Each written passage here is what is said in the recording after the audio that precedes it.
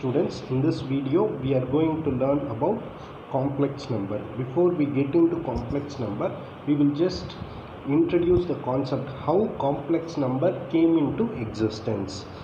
We will just look at it, then we will understand it. Let us assume that A and B belongs to natural number. We are taking any two natural numbers and in which A is bigger than B. So considering this fact, now we need to solve a equation x plus a where x belongs to natural number. We already know that a is a natural number, b is a natural number, and a is then b. Now we need to find out the value of x, and x value must be in natural numbers only. So when we solve it, it becomes x is equal to b minus a. We know that a is greater than b as per this condition, so definitely answer will be in negative only. Condition is natural number. We can say that this solution, we cannot solve this solve this equation. With an example, I just explained the same problem. We know that 5 and 3 belongs to natural number and 5 is greater than 3, and we are just substituting the values of a as 5, b as 3, and we are trying to solve it. We know that along with 5 we need to add some natural number, and we definitely there is no solution exists. So when this problem used to the new concept called otherwise natural numbers have been minus 2, minus 3, minus 4 numbers came into existence. In case if x belongs to integer means, then the same equation can be solved and we get the final number as x. Of problem only use a new number system, that is integer, right? So integer is the extension of natural number. With 1, 2, 3, it always contains positive number. We needed negative number to solve this kind of problem. That's why the necessity to find the new integer numbers came into existence. Similarly, we will try to solve some, try to check the necessity has come to find complex numbers. Consider the equation x square plus 1 equal to 0, and from which we can say x square is equal to minus 1. We do not actually, in the next step should be square root x is equal to square root of minus 1. We cannot get the answer for negative number inside the square root. Otherwise you consider this step, x square is equal to minus 1. We know 0 square is 0 and minus 1 square is plus is equal to 25. If you observe it, square of any positive number gives positive number only, square of negative number gives positive number only, square of 0 gives 0 only, square of no negative number, but here square of some number must minus 1 means, that is square of a number must give negative number. The solution does not there in the real numbers. Hence the ruler has come up with a new concept called complex number is equal to minus 1. This I is called as I. This is square the we will get minus. Using this concept only, the complex number has been developed. For example, square root of 25 is plus of 5. In case if we are asked what is the square root of minus 25, what we need to do is, it can be written as minus 1 into 25 and this square root in place of I square. We know that I square is equal to minus 1. Hence, in this place of minus 1, we can introduce I square, and I square into 25, which is equal to 5i. It is the complex number. So, square root of a negative number is complex number. I hope you understand the introduction and necessity why the complex number has come into existence. I hope now we will in detail we will study about this iota in detail in the next page. You just observe it. Integral powers of iota. To study about integral powers of, integral means integers, powers of iota. Here we are going to introduce integer numbers as the power. We already learnt that I square is equal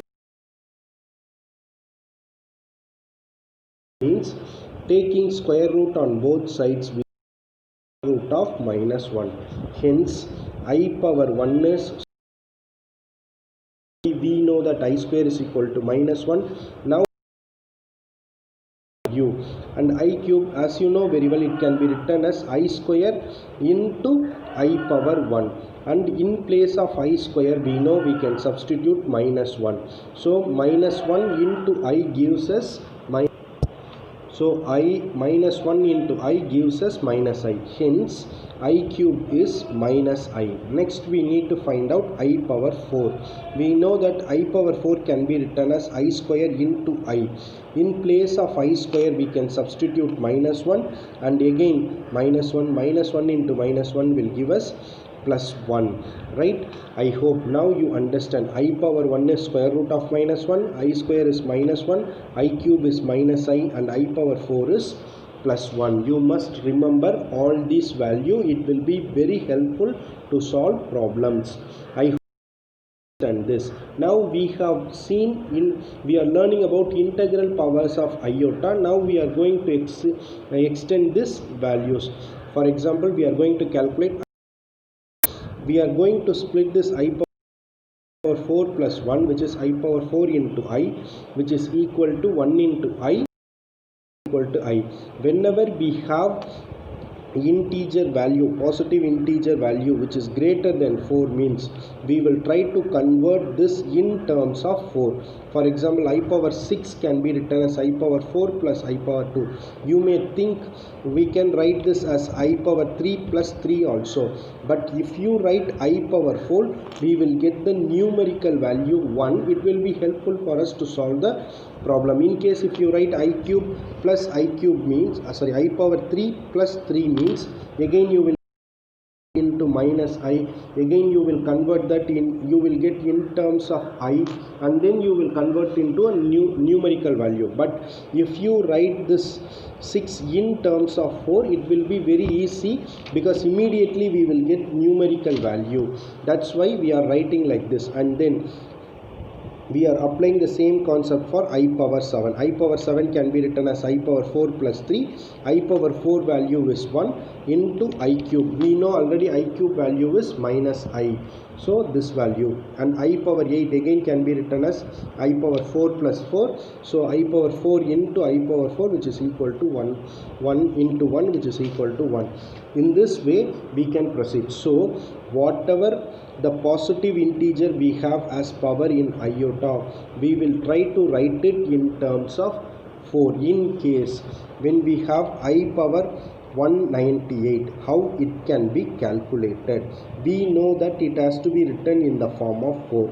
So what we do is, we are dividing this 198 by 4, and we are writing a division algorithm which is equivalent to 198. We know that quotient is equal to, dividend is equal to quotient into remainder, divisor into quotient plus remainder. So this 198 can be written as 4 into 49 plus 2. That is what I have written here.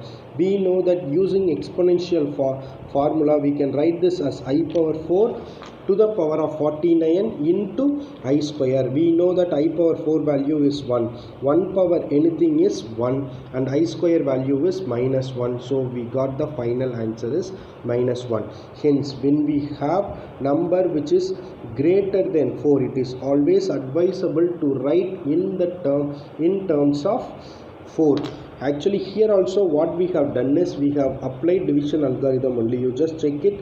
We are dividing 5 in by 4. So 1, 4 remaining 1, right? So 4 into 1, that is divisor into quotient plus remainder. Similarly 6, if you observe it, 4 1 times 4 2, so 1 into 4 plus 2, that is divisor into quotient plus remainder. Here also we have applied the same division algorithm. I hope you understand this.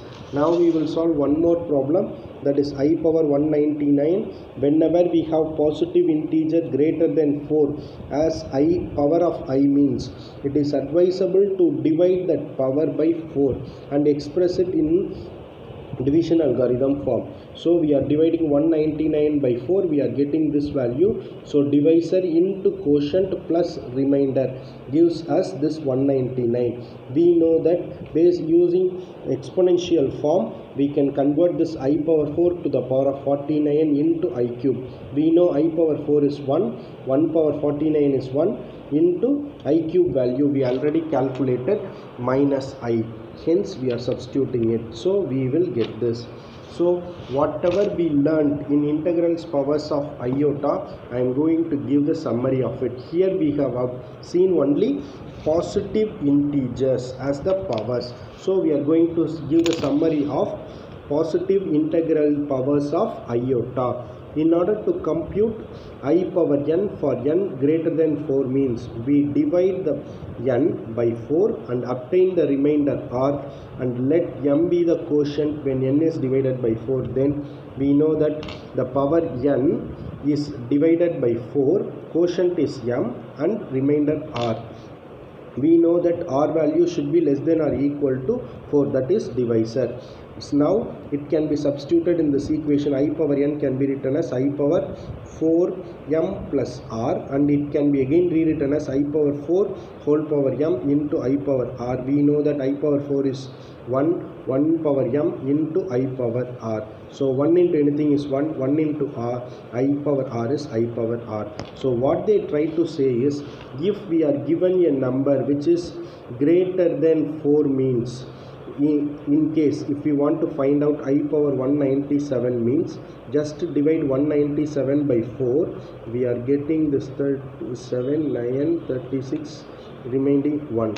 So this value I power 4 into 49 plus 1 is equal to I power r, which is equal to I power 1, which is equal to square root of minus 1, because I power 4 is 1, 1 power anything is 1 into I power r. So just this value is equal to, you just look at it, I power n value is equal to I power r when n is divided by 4. So here I divided by 4, which is equal to I power r. Here r value is equal to 1, which is equal to minus 1. So if they give any positive integrals as power of iota, which is equal to I power r when that n is divided by 4. I hope you understand this concept clearly. In the next video we will see some more problems related to this concept. Thank you students.